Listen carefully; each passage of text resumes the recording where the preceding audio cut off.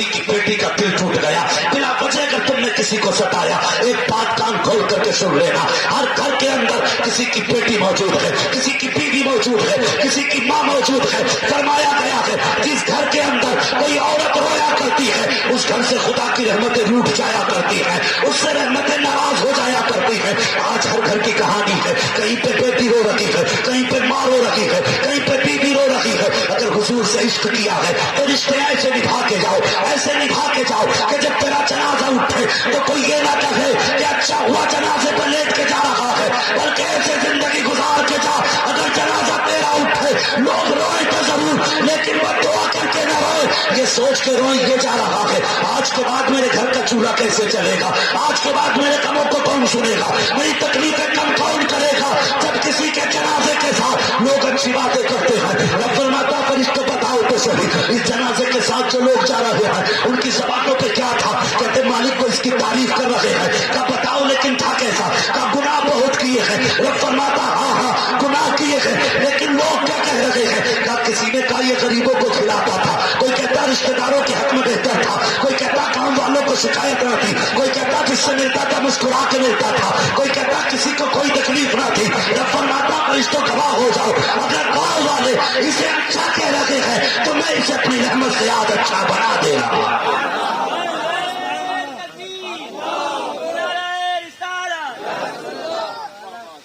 जब जन्नत बांटने की बारी आ गई, बुरा न मानना, जब जन्नत बांटने की बारी आती चौराहे पर खड़े होकर आस्तीन उठा के ऐसा लगता है जैसे कि इसने कोई गुनाह किया ही नहीं। और खुदा के बंदे किसी को कहने से पहले अपने आप को सोच, अपने आप को सोच। सुनिए मेरी बात, मुझे बड़ी तकलीफ है, चंद दिन से बड़ी तकलीफ से गुजर रहा हूं। हाँ, एक बच्ची का एक दिन फोन आया, वो कहने लगी मौलाना दुआ कर दे कि अल्लाह इतना दे दे कि मेरा अपना घर बन जाए। सुनना बहुत गौर से भाई, तुम भी सुनना। लोग कहते नहीं नहीं मैं सगा भाई हूं उसका, मैं पूरी जिंदगी ख्याल करूंगा। सुनो, भाई का बहन का फोन और अभी जिंदा ऐसा है, कोई दूर की बात नहीं है। सुने, कहने लगी मौलाना दुआ करना हजरत जी कि मेरा अपना घर बन जाए। मैंने कहा अल्लाह बेहतर करे, इंतजाम करे। और उसके बाद कहने लगी मैं एक बात आपसे कह सकती हूँ। मैंने कहा कहो बहन। रोने लगी। उसने कहा कोई दुआ ऐसी भी कर देना कि मेरे बाप और मेरे भाई बस मुझे अपनी बेटी और अपनी बहन समझने लगे। मैंने कहा बात क्या है? उसने कहा 11 साल हो गए मेरे निकाह को, मेरे बाप ने 11 साल पहले मेरा निकाह किया था और आज तक कभी मेरे बाप का खैरियत पूछने तक फोन नहीं आया। लोग कहते हैं बारिश नहीं हो रही, कहां से होगी बारिश? जिस जमीन पे बेबस के आंसू गिरते हैं उस जमीन पे पानी नहीं गिरा करता है। हाँ, उसने कहा मेरे बाप का फोन तक नहीं आया। उसने कहा 2 मरतबा घर गई हूं, एक मां की मौत पे घर गई थी, एक भाई की मौत पे घर गई थी। और उसमें भी उसने ये कहा जितने दिन मैं अपने घर पे गई ना, मैंने अपना राशन खरीद के अपने बच्चों को पका के खाना खिलाया। कहने लगी मेरे बच्चे मुझसे पूछते मां दुनिया में सबके रिश्तेदार होते हैं, क्या हमारा कोई रिश्तेदार नहीं?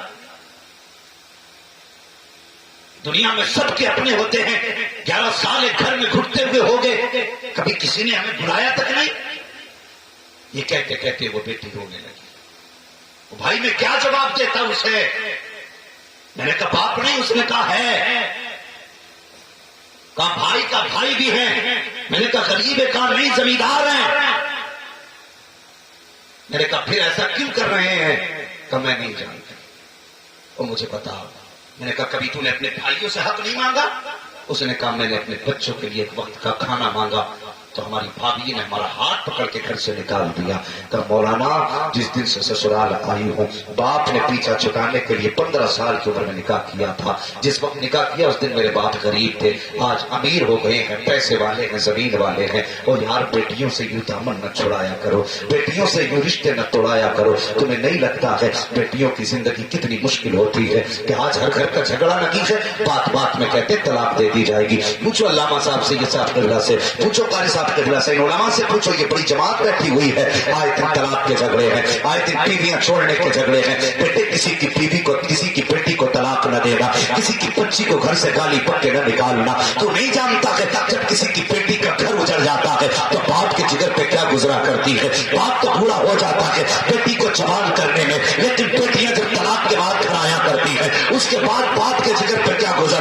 خدا کی قسم اگر وہ تخت پہاڑوں پہ ڈال دیا جائے تو پہاڑوں کے کلیجے پھٹ جائیں گے، لیکن ہم گھر اجاڑنے میں دیر نہیں کرتے۔ اور بھائیوں تم سے گزارش ہے، بہنوں کو کبھی بوجھ نہ سمجھنا۔ یہ ابھی کچھ دن پہلے کی کہانی ہے، ایک بچی کو طلاق دی گئی، 3 بچیاں لے کے میکے پہنچی ہے اور اپنے باپ کے دروازے پہ گئی۔ باپ تھا، اس نے بیٹی کو بوجھ نہ سمجھا، بیٹی کی پرورش کرتا رہا۔ وہ بچی کہتی ہے کب تک باپ پالتا؟ ایک دن بچی کہنے لگی نانا ہمیں یہ چاہیے، کب میرا باپ مزدوری کرنے گیا، جب بازار میں گیا بال سفید تھے۔ سنو بیٹو تم بھی سنو، کتنی بغیرتی سے باپ کو علیحدہ کر کے کھاتے ہو، اور کیا تم موج آ رہی ہے، باپ علیحدہ چھپر میں پڑا ہے، تجھے لنٹن میں موج آ رہی ہے، اور شرم آنی چاہیے ایسے بیٹے کو جس کے بیٹے باپ کو چھت نصیب نہ ہو اور بیٹا پنکھوں میں لیتا ہو، جس کے باپ کو ہاتھ کا پنکھا نصیب نہ ہو، بیٹا اے سی میں لیتا ہو۔ اور شرم کھاؤ، اپنے باپ کو گرمی میں نہ لیتا بلکہ آج ان کو اپنے اے سی کے کمرے میں لیتا، مر کے قبر میں آئے گا، قسم خدا کی تیری قبر بننے سے پہلے اللہ تیری قبر میں جنت کی ٹھنڈی ہوائیں چلا ڈالے۔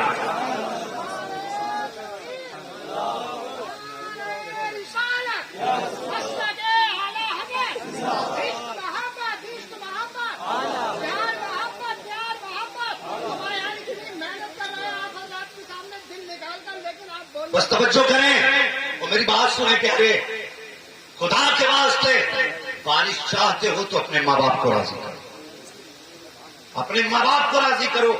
اور اس بچی کی بات سنو، اس نے کیا کہا معلوم ہے؟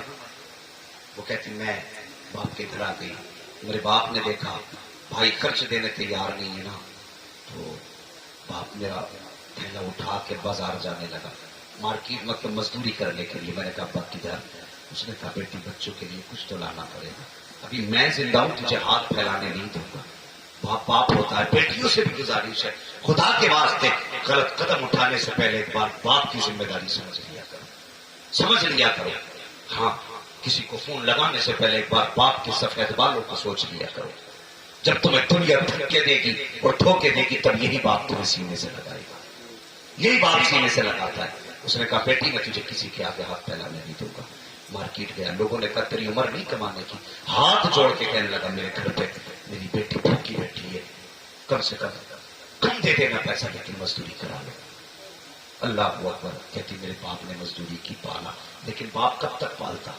ایک دن باپ کی موت کا دن قریب آیا، اس نے بھائیوں کو بلایا، وہ بلا کے کہنے لگا سن میں جا رہا ہوں، اپنی بہن کو کبھی لاوارث مت ہونے دینا، یہ بڑے دکھ اٹھا کے آئی ہے، بڑے دکھ اٹھا کے آئی ہے، اسے اکیلا مت چھوڑنا۔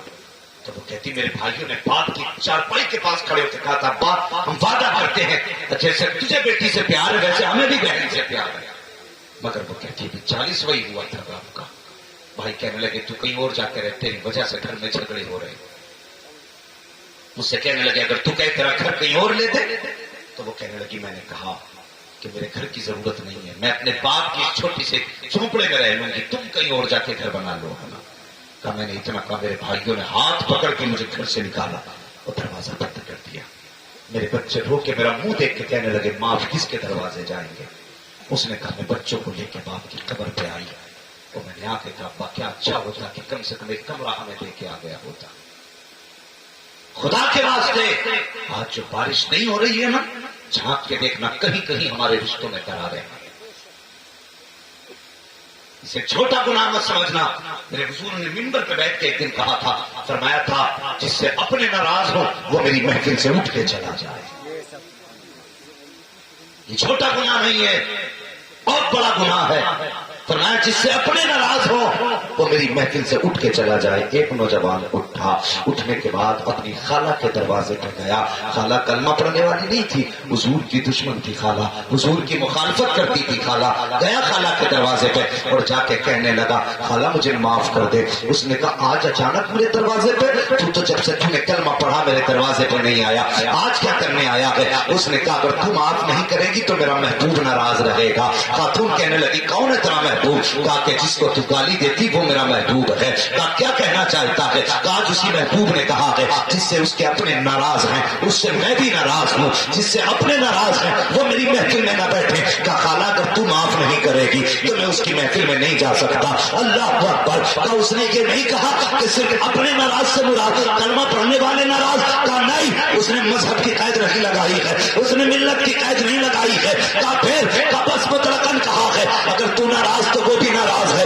اس نے کہا پھر سن یہ فیصلہ یہاں نہیں ہوگا. کہا کہاں ہوگا؟ کہا وہاں چل جہاں تیرا محبوب بیٹھا ہے, مجھے بھی لے کے چل. خاتون وہاں آئی ہے جہاں مصطفیٰ جل وگر ہے, آقا کے سامنے آ کے کھڑی ہوئی. میرے آقا کریم نے دیکھا خاتون کی آنکھ میں آنسو ہے. مصطفیٰ اپنی جگہ چھوڑ کے ہیں, دروازے پہ آئے, فرماتے بتا کیا بات ہے؟ خاتون کہتی ہے محبوب اب دیر نہ کر, ہاتھ بڑھا کلمہ پڑھا لے, مجھے بھی اپنا بنا لے. آقا فرماتے اتنی جلدی کس لیے, یہ کیسے ہو گیا؟ اب تک پکالی بک رہی تھی, اب کلمے کی توفیق. اس نے کہا تم نے کہا ہے جس سے اپنے ناراض ہو اس سے محمد بھی ناراض ہے. کہا یہ بھتی بھانجا میرا دروازے پہ آیا جب اس نے مجھ سے معافی مانگی ہے اور مجھے بتایا کہ تو تب تک ناراض ہے جب تک میں اس سے ناراض ہوں, تو میں سمجھ گئی جو زمین پر ہمیں اپنوں سے دور نہیں ہونے دیتا وہ ہم کو آخرت میں جنت سے دور کیسے ہونے دے گا.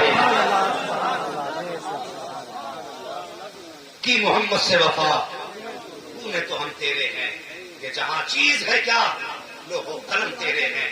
نوجوانوں بارش چاہتے ہو تو بیٹیوں کو راضی کرو, بارش چاہتے ہو تو اپنوں کو راضی کرو, رحمتیں چاہتے ہو رب کی تو ماں باپ کی خدمت کرو, ماں باپ کو راضی کرو. اور جوانوں تم سے گزارش ہے عید کا دن آئے نا, عید کا دن آئے, دنیا نئے کپڑے پہن کے میلے میں جائے گی, لیکن تم اگر حضور کے غلام ہونا تو رکعت نماز پڑھ کے نہ عید کے دن سیدھے بہن کے دروازے پہ چلے جانا, بہن کے دروازے پہ چلے جانا. آج نہیں لگتا یہ اسلام جو آج ہمارے سامنے لوگوں کے جسموں سے نظر آتا ہے نا, ایسا لگتا ہے کہ یہ کس دور میں دنیا چلی گئی, کس دور میں دنیا چلی گئی. آج بیٹیاں کیا جہیز کے نام پہ نہیں مر رہی؟ اور بھی مسائل ہیں صاحب سماج کے, اور مسائل پہ گفتگو کرو. اور بھی بحثیں ہیں, انہیں آپس میں ایک دوسرے سے بیٹھ کے تبادلہ خیال کرو. کب تک ایک دوسرے کی ٹانگ کھینچتی رہے گی؟ کوئی اچھا کرے تو اس کی بھی خیر نہیں, ہاں غلط تو غلط ہے. خدا کے واسطے جو ضروری مسائل ہیں ان پہ بیٹھ کے ڈسکس کرو. ان مسائل کا کیسے ہمارے سماج سے ان کو دور کیا جا سکتا ہے. بیٹیاں آج بھی رو رہی ہیں, آج بھی بیٹیاں پھانسی لگا رہی ہیں, آج بھی بیٹیاں مر رہی ہیں, آج بھی باپ زہر کھا رہا ہے, آج بھی باپ. ابھی کچھ دن پہلے ایک باپ نے دو معصوم بچیوں کو اور ایک بیوی کو گولی مارنے کے بعد خود پھانسی لگا لی. ہزاروں جنازے میں آئے تھے, لوگ کہہ رہے تھے کتنی بھیڑ ہے جنازے میں, دیکھو تو صحیح 4 جنازے ایک ساتھ اٹھ رہے ہیں. میں کہتا ہوں خیر پانی چاہیے جنازے میں آنے والوں کو. آج تم چاندہ دینے تو آ گئے, کیمرے کے آگے کھڑے ہو گئے, لوگ ہم چاندہ دینے آئے ہیں. کیا یہ اچھا ہوتا اگر زندگی میں ان کے دسترخوان پر ایک ایک روٹی کا پیسہ پہنچا دیا ہوتا؟ آج 4 جنازے ایک ساتھ ایک کاندھے پہ نہیں اٹھائے جائے. تکلیف ہوتی ہے. یہ قوم میت کے بعد روٹی دینے تو پوچھ جاتی ہے. اس قوم کو جب بیمار بھوکا ہوتا ہے تب اس کی بھوک نظر کیوں نہیں آتی؟ بتاؤ مجھے, تمہیں غریب نواز کا لنگر تو یاد ہے, تمہیں یتیم کی بھوک یاد نہیں, تمہیں غوث کی بریانی تو یاد ہے, تمہیں بیوہ کے دسترخوان پہ رکھی ہوئی سوکھی روٹیاں کیوں دکھائی نہیں دیتی؟ مجھے بتاؤ, آج دنیا بارش مانگ رہی ہے, ہم حقدار ہیں بارش کے؟ اور ہم پہ تو پتھر گرے ہوتے اگر مدینے میں آمینہ کا لال جل بگر نہ ہوتا. یہ سچی کہانی ہے. اگر حضور نہ ہوتے ہم تو جینے کے بھی حقدار نہیں تھے جینے کے حقدار. آج بندہ مر جاتا ہے غریب تو کفن کے چندے کر لیتے ہو, اگر غریب بیماری میں پڑا ہوتا ہے اس کی دوا کے لیے چندہ نہیں ہوتا؟ کیوں نہیں ہوتا اس کی دوا کے لیے چندہ؟ تکلیف ہوتی ہے. ایک صاحب نے بتایا میں نے 5 لاکھ فلاں علامہ کے فنڈ میں ڈالے, گائے کے زکات کے. میں نے کہا تیرے گاؤں میں کوئی بیوہ نہ تھی, کوئی یتیم نہیں تھی؟ گردن جھک گئی. کہنے لگا صاحب وہ بھی تو دین کا کام کر رہے ہیں. میں نے کہا اسے دینے والوں ہزاروں تھے, اسے دینے والے تو لاکھوں تھے. کیا بھی اچھا ہوتا تو نے 4 لاکھ اس کے فنڈ میں ڈالے, 5 لاکھ اس کے ٹرسٹ میں جمع کیے, اس لیے تاکہ رشتہ تیری مولوی سے مضبوط ہو جائے, تاکہ تعلقات تیرے مولوی سے اچھے ہو جائے. ان 5 لاکھ کو 10 کا بانٹتا اور ہر بیوہ کو 50-50 ہزار دیتا. میں نہیں جانتا کہ تیرے 4 لاکھ دینے سے مولوی کتنا راضی ہوا ہے, لیکن اتنا جانتا ہوں اگر 50-50 ہزار ہر بیوہ کے گھر پہنچا دیتا, خدا کی قسم گنبد خضرا والا بھی راضی ہو جاتا, کعبے والا بھی راضی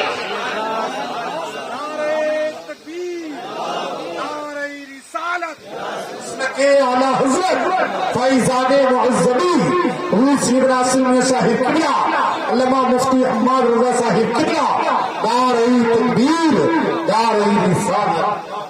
ہاں بہت اچھا. نہیں ہے، ہم اپنوں کو کتے سے برا سمجھتے ہیں اور دوسروں کو کھلانے کے لیے ہاتھ جوڑے پھر رہے ہیں. تم ضرور آنا مکھیا، تم نہ آئے تو دسترخوان پہ رونق نہیں آئے گی. یہ تیرے لیے مکھیا ہے، دنیا کو کھلا. خدا کی قسم اگر تیرا اپنا دسترخوان سے دور ہے نا، خدا کی قسم دنیا چرچے کر لے گی لیکن حضور مزار میں تکلیف محسوس کریں گے. اگر چاہتا ہے دنیا چرچے کرے نہ کرے، قیامت میں تیرے چرچے ہوں تو امیر کو منا یا نہ منا، لوٹے ہوئے سگے بھائی کو منا کے دسترخوان پہ لے. ہاں وہ امیر تھا نا، امریکہ میں کینسر ہو گیا، بلڈ کینسر، بڑا پریشان ہے. سارے ڈاکٹروں نے کہہ دیا موت کے سوا کوئی جانا، کسی اللہ والے سے جانا. اس نے کہا سچ بتا گھر کب سے نہیں گیا؟ اس نے کہا 21 سال ہو گئے وطن چھوڑے ہوئے، ابھی نہیں گیا. کتنی دولت کمائی کا کوئی حساب نہیں. اس نے کہا اگر زندگی چاہتا ہے گھر چلا جا. کہا کیوں؟ کہا گھر جانے کے بعد اپنے سارے رشتے داروں کو، خاندان والوں کو جتنا زیادہ سے زیادہ ہو سکے کھانا کھلا.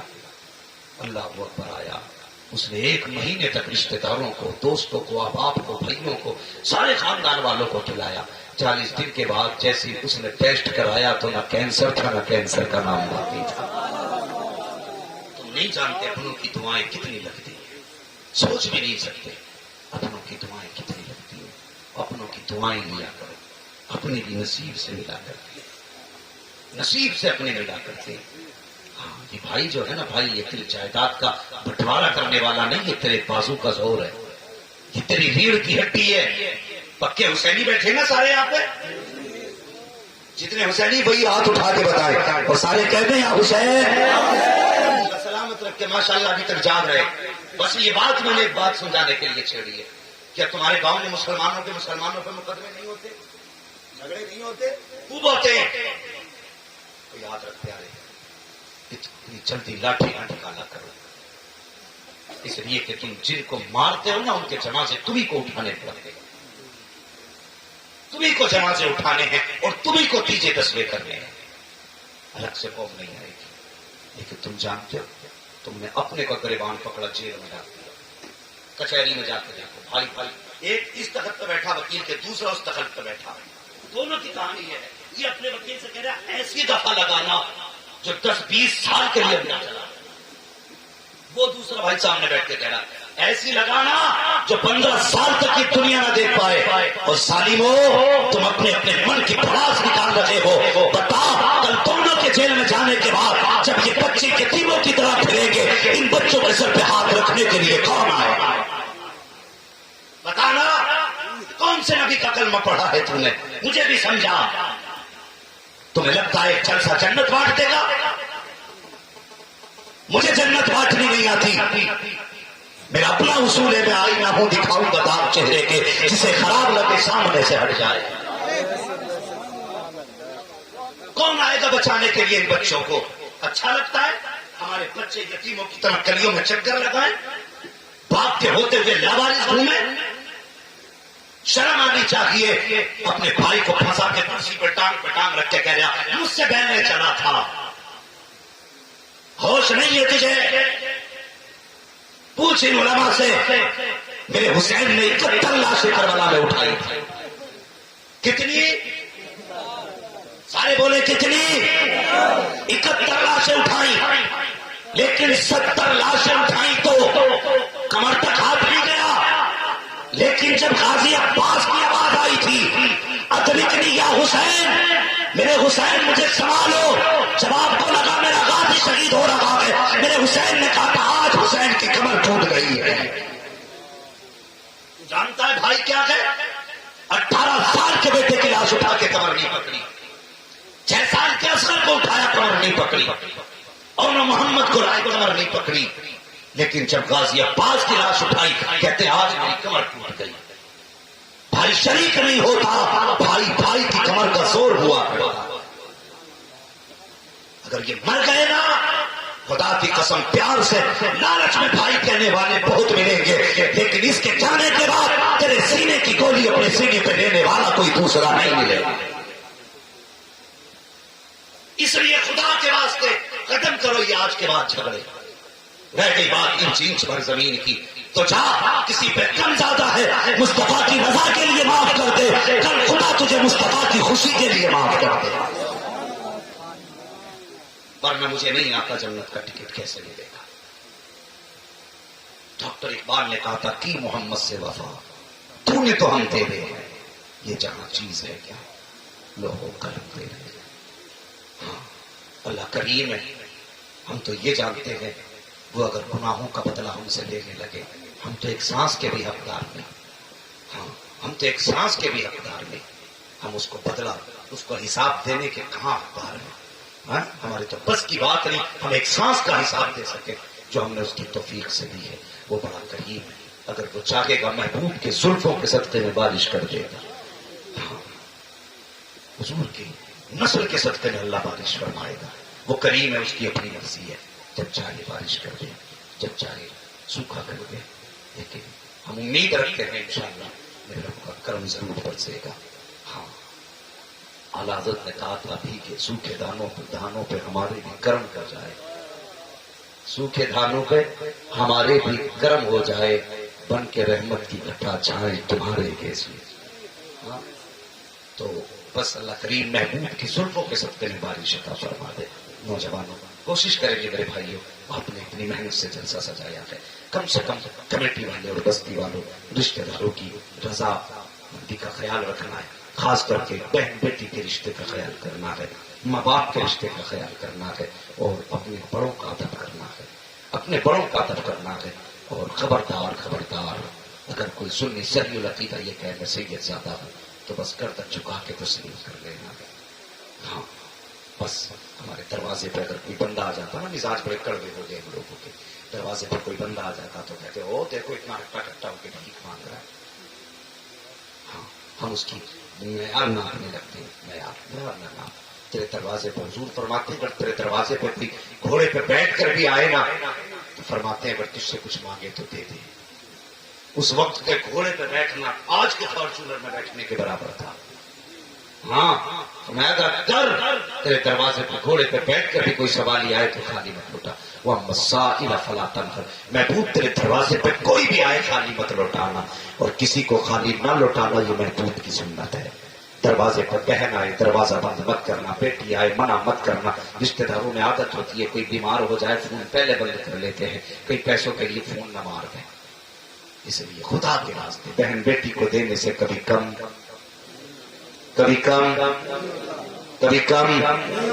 نہیں ہوتا ہے۔